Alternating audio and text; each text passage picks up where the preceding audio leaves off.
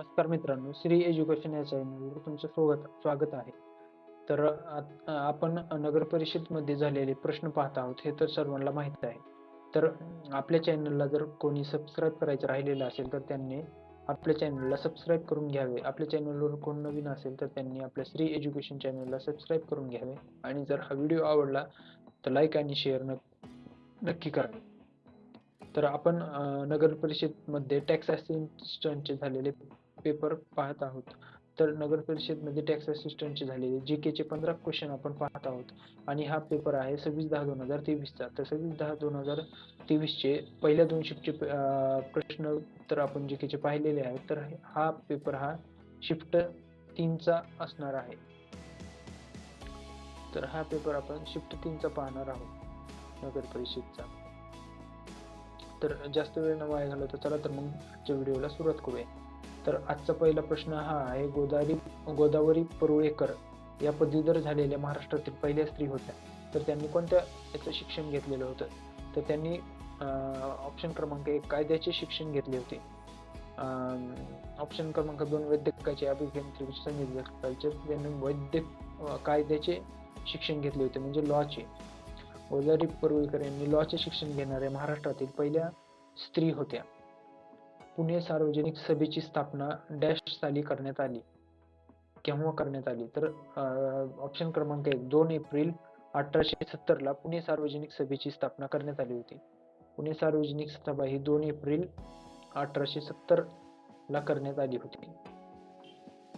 प्रश्न क्रमांक 3 उद्योग आणि अंतर्गत व्यापार प्रोत्साहन विभागानुसार department of promotion for industry and internal trade October 2019 ते जून 2022 महाराष्ट्रात एफडीआयचा ओघ $44,405.66 दशलक्ष होता, जो भारतातील एकूण एफडीआयच्या ओघाच्या अंदाजे किती टक्के होता? तर एफडीआय म्हणजे फॉरेन डायरेक्ट इन्व्हेस्टमेंट, तर याचे किती टक्के होता? तर याचा आहे ऑप्शन क्रमांक 4 27.94% एवढा ओघ होता. एफडीआयचा ओघ 27.94% एवढा होता. प्रश्न क्रमांक 4 कोणत्या देशाने जून 2023 मध्ये त्यांच्या एक्सप्रेस एंट्री उमेदवारासाठी श्रेणी आधारित निवड सोडती काढली आहे, ज्यांचा उद्देश मजबूत फ्रेंच भाषा प्रावीण्य असलेल्या किंवा प्रमुख क्षेत्रातील कामाचा अनुभव असलेल्या व्यक्तींना प्राधान्य देण्याच्या उद्देशाने आहे? तर याचं उत्तर आहे ऑप्शन क्रमांक 4 कॅनडा. कॅनडा या देशाचा हे उद्देश आहे. तर क्वेश्चन क्रमांक 5 2011च्या महाराष्ट्राच्या एकूण लोकसंख्येपैकी शहरी लोकसंख्येची टक्केवारी किती आहे? तर याचं उत्तर आहे 45.22% म्हणजे ऑप्शन क्रमांक 3 45.22% एवढी टक्केवारी आहे.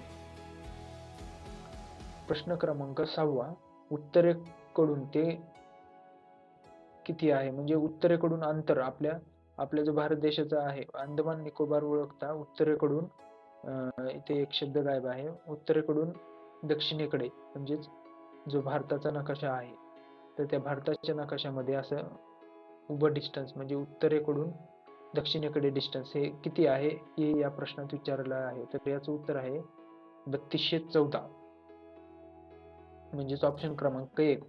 आणि जे असं अंतर आहे म्हणजेच पूर्व पश्चिम अंतर, तर ते अंतर आहे 2933 किलोमीटर. 2933 किलोमीटर. आणि इथं आपल्याला विचारले आहे उभे अंदमान निकोबार बेटे वगळता, तर ते आहे 3214 किलोमीटर. हे आपण आपल्या भूगोलच्या पहिल्याच लेक्चरमध्ये आपण याच्याबद्दल पाहिलेले आहे. जर ते आपले भूगोलचे लेक्चर्स कोणी पाहिले नसतील तर ते पाहून घ्यावेत.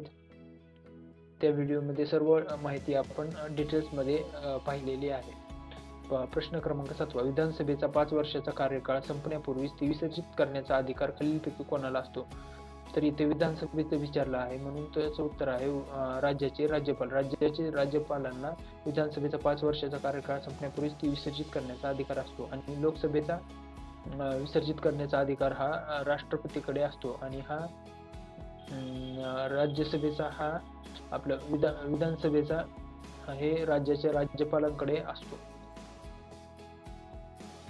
महाराष्ट्रातील खानदेश प्रदेशातील लोक जी बोली बोलतात तिला म्हणतात, तर तिला अहिरणी असे म्हणतात. ऑप्शन क्रमांक 2 महाराष्ट्रात खानदेश प्रदेशातील लोक जी बोली बोलतात त्यांना अहिरणी बोली असं म्हणतात. क्वेश्चन क्रमांक 9, खालीलपैकी कोणत्या राज्याची सीमा महाराष्ट्राच्या दक्षिणेस लागून आहे? तर याचं उत्तर आहे ऑप्शन क्रमांक 1, कर्नाटक, गोवा. तर आपण आपल्या भूगोलच्या लेक्चरमध्ये डिटेलमध्ये महाराष्ट्राच्या व भारताच्या नकाशाबद्दल आपण माहिती पाहिलेली आहे. तर हा जो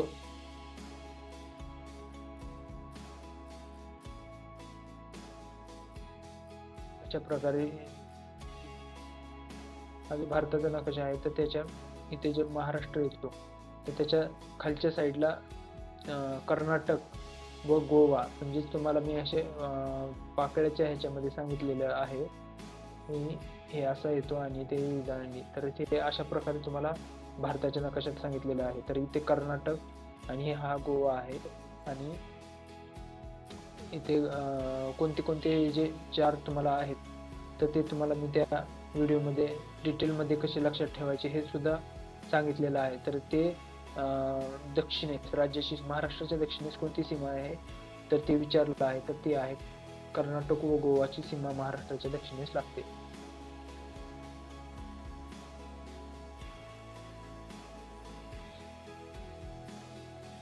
चला पुढचा प्रश्न बघूया. प्रश्न क्रमांक 10, महाराष्ट्रातील एकूण लागवड योग्य जमिनीपैकी किती टक्के जमीन अन्नधान्य पिकाखाली आहे? तर याचं उत्तर आहे 60%. म्हणजेच ऑप्शन क्रमांक 2, 60% हे अन्नधान्य पिकाखाली आहे.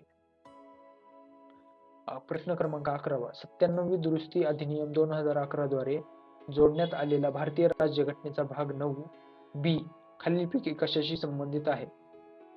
तर याचं उत्तर आहे ऑप्शन क्रमांक 3, सहकारी संस्था.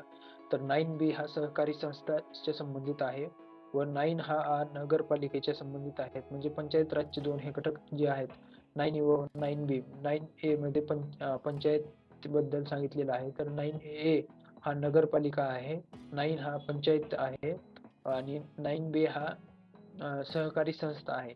तर हे दोन घटक नंतर ऍड केलेले आहेत. तर याच्या पहिलं म्हणजे 4 जे नवीन ऍड केले आहेत मूळतः आपल्या संविधानामध्ये 22 भाग होते तर त्यापैकी नंतर 25 भाग करण्यात आलेले होते. त्यापैकी 9A, 9B, 4A व 14A असे हे 4 भाग एक्स्ट्रा नंतर ऍड करण्यात आलेले आहेत व भाग 7वा हा काढून टाकण्यात आलेला आहे. भाग 7वा आणि हे 4 भाग ऍड केलेले आहेत. तर 9 हा नगरपालिका आहे, 9B हा सहकारी संस्था आहे, 4A हा मूलभूत कर्तव्य याच्याबद्दल आहे. तर मूलभूत कर्तव्य किती आहेत तर 11 आहेत आणि मूलभूत अधिकार जे आहेत ते 6 आहेत. तसंच 14A हा न्यायाधिकरणे याच्याबद्दल आहे आणि हा जो 7 मधला आर्टिकल 238 जे आहे ते आपण काढून टाकण्यात आलेलं आहे भाग 7 मधलं. तर हे कट झालेलं आहे भाग 7 आणि हे 4 ऍड केलेले आहेत. म्हणजे 22 मध्ये 4 ऍड 26 झालते आणि हा काढून टाकल्यामुळे आता सध्या आपल्याकडे 25 भाग आहेत.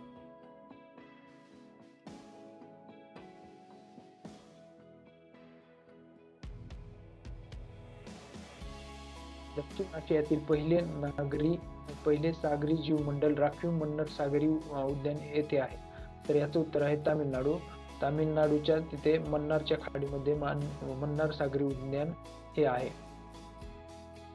याचं उत्तर आहे तामिळनाडू. प्रश्न क्रमांक 13, फाशीची शिक्षा असलेल्या कैद्यासह किमान 14 वर्षाच्या शिक्षेचा कालावधी पूर्ण होण्यापूर्वीच राज्याचे राज्यपाल कैद्याची शिक्षा माफ करू शकतात. असा निकाल सर्वोच्च न्यायालयाने कधी दिला आहे? तर असा निकाल हा 2021 म्हणजेच ऑगस्ट 2021 ला ऑप्शन क्रमांक 3 मध्ये 3 हा आहे. ऑगस्ट 2021 मध्ये हा निर्णय देण्यात आलेला आहे. प्रश्न क्रमांक 14, भारत सरकारने 1957 मध्ये समुदाय विकास कार्यक्रम आणि राष्ट्रीय विस्तार सेवेच्या चांगल्या कार्याच्या तपासणीसाठी आणि उपाय सुचवण्यासाठी कोणती समिती नेमली होती? तर याचं उत्तर आहे ऑप्शन क्रमांक 4, बलवंतराय मेहता समिती. ही समिती नेमण्यात आली होती.